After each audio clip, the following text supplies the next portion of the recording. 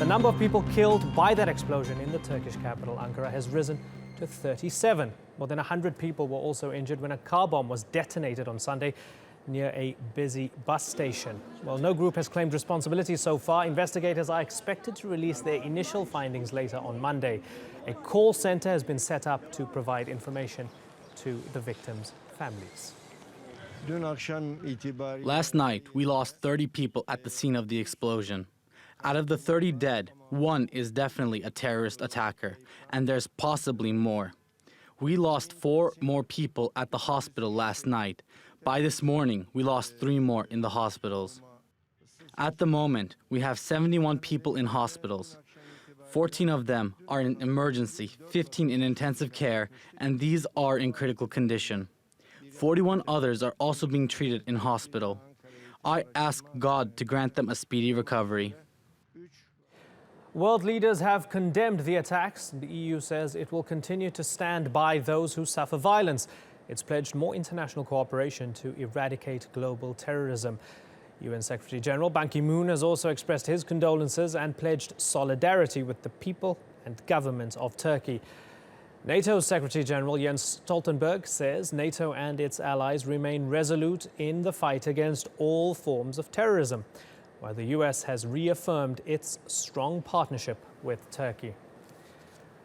Orhan Turkmenoglu is a former political advisor to the UN and EU, is also a foreign affairs expert. He joins me now from Ankara. Thanks ever so much for joining us, sir. There's been no claims of responsibility thus far. Who do you think did it? It's going to be too premature to mention about a terrorist organization, but if you look at the modality and the way of operations and the trend of the terror attacks within the country, I guess most of the indications can make us to believe that it's either PKK or one of its splinter organizations.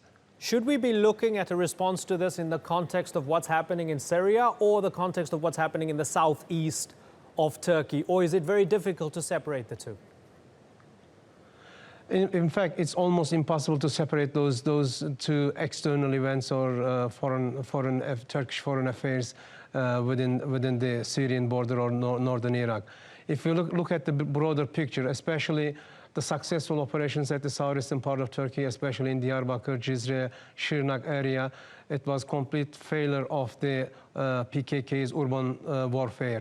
On the other side, the government forces managed to cut the complete linkage between the urban armed forces and the rural forces. And the third one is, to me, the PKK, together with the HDP, has already tried to mobilize the large group of crowds within the metropoles. And if you look at the numbers in big metropoles, the maximum number that they managed to collect is not more than 300-400. That's why when we sum up all those 3 major factors, they had no chance in terms of forcing and enabling the government to sit back to the negotiation table. My understanding and my collection is that this could be the major reason for this kind of suicide attacks. Although this, within the Marxist theory, Marxist the mindset, this kind of suicide attacks does not exist, did not exist in the past, but for the time being, this seems to be on the way ahead on their account. Mm-hmm. How do you retaliate when it's not absolutely clear who did it and you're fighting a war on multiple fronts? I guess the response from the Turkish government in a short term is going to be enhancing the physical security barriers within the country. Especially preventive intelligence will be one of the major concerns. It doesn't mean that there has been a failure in terms of collecting and gathering intelligence, but somehow it needs to be better analyzed and better coordinated. Again, a little bit more financial sources needs to be allocated for this purpose in terms of the protection and the well-being of the big metropoles. And third issue is the rapid reaction or response services.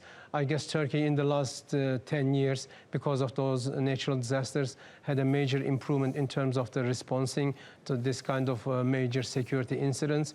And the fourth issue is the community engagement. I guess the government needs to pay attention in relation to community engagement, stopping and cutting the linkage, recruitment of those terrorist cells among the university students or unemployed Kurdish citizens or those, let's say, soft targets. This should be a part of the community engagement from the government's account. Orhan Turkmenoglu, thank you very much for joining us. Good to talk to you.